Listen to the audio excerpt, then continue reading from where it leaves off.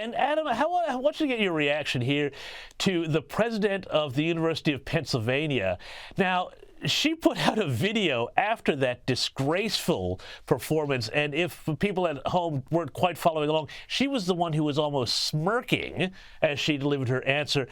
Let's have a look at how she reacted to the outrage of how she behaved at Capitol Hill. There was a moment during yesterday's congressional hearing on anti-Semitism when I was asked if a call for the genocide of Jewish people on our campus would violate our policies. In that moment, I was focused on our university's longstanding policies aligned with the U.S. Constitution, which say that speech alone is not punishable. I was not focused on, but I should have been, the irrefutable fact that a call for genocide of Jewish people is a call for some of the most terrible violence human beings can perpetrate.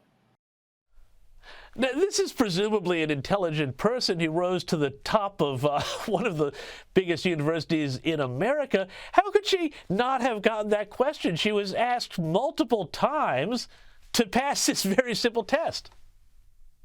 Well, she's been facing just as little ramifications and consequences for horrible actions as the anti-Semites on her campus. Until recently. I'll tell you, in the past 36 hours, our activists sent over 13,000 angry emails to the Board of Trustees of her university. Today, we had a billboard parked outside of her home all day long that had her name, and it said that she was Hamas's best friend in America. It played the shame soundbite from Game of Thrones on a loop for 8 hours.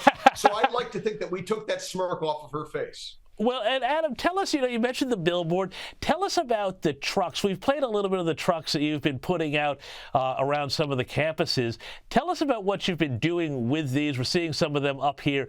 Who are these people that you've been putting up and highlighting, and what has the reaction been to your calling out people for saying what they've actually said?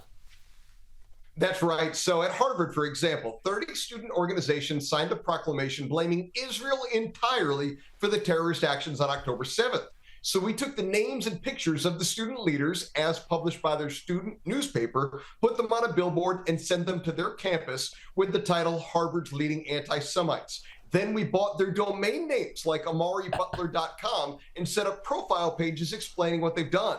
Then we worked with search engine optimization experts so that if you Google them, our page will be the first result or one of the first results. How do they respond? As you'd expect, violence. When I went to their campus, they assaulted me. They assaulted our cameraman. They bashed our truck with a brick. I get emails every day saying they want to put a Hamas bullet through my head. I didn't know Hamas had branded bullets. I've been swatted 9 times, which means 9 times they called my local law enforcement agency and claimed something like I had a gun to my wife's head to get a SWAT team to come to my home and inadvertently kill me. That's exactly how they've responded. These are wretched human beings. That's why we're going to expose every last one of them.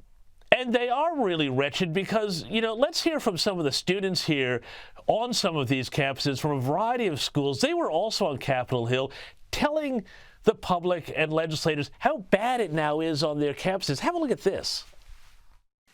Today, in 2023, at NYU, I hear calls to gas the Jews, and I am told that Hitler was right. To the NYU administration, you are not free to selectively enforce your own rules. 36 hours ago, I, along with most of campus, sought refuge in our rooms. As classmates and professors chanted proudly for the genocide of Jews while igniting smoke bombs and defacing school property. Multiple times a week, on my way to class, I walk by mobs of people chanting "From the river to the sea," which is a call for the destruction of the state of Israel. Most recently, "We have you outnumbered," and "Globalize the Intifada." Now, that just shows that this is not, just people complaining about nothing here. There's some real serious problems on these campuses. Are these campuses now, after all of this, because we're starting to hear reports that donations are starting to dry up. We're starting to hear that law firms, for example, are saying we won't employ people who were involved with any of this stuff. The reputational and potential financial damage is starting to bite. Are these universities starting to finally wake up to this? Yes and no. You know, they're providing lip service and claiming that they're going to do things. They claim they're creating committees to deal with anti-Semitism. Hopefully they mean to get rid of it, not to increase it. Hard to tell with some of these universities. They claim they're doing things. I don't believe them for a second, because sure, some of their donations dry up. They've got billions of dollars in endowments. They're federally funded, even though they're private universities. They're federally funded, so they don't have any reason as a university to reform. That's why it's so incredibly important for us to act. That's why it's so incredibly important for private citizens to act. That's why we send mobile billboards to mom and dad's house of these student leaders, so that mom and dad have to explain to their neighbors why their kid doesn't like the Jews. And that's why we're sending mobile billboards to their employers when they graduate, so that their future employers can understand exactly who they're working with. Adam Guillette from Accuracy in Media, keep up the great work. Thank you so much for bringing us the real insights into what's happening on these campuses in America.